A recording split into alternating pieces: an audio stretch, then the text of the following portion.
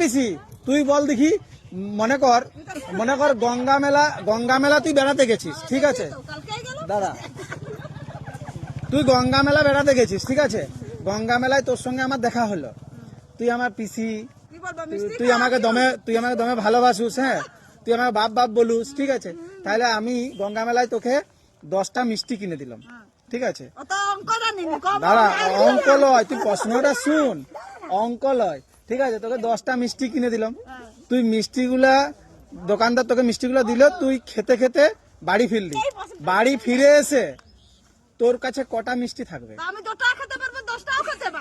না, কটা থাকবে তোকে বলতে হবে, অবশ্যই থাকবে, প্রশ্নটা বুঝতে হবে তোকে।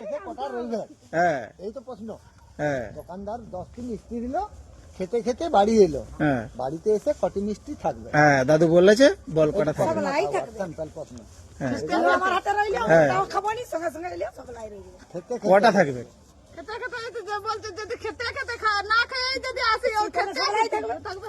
কটা থাকবে বল, বল কতটা থাকবে?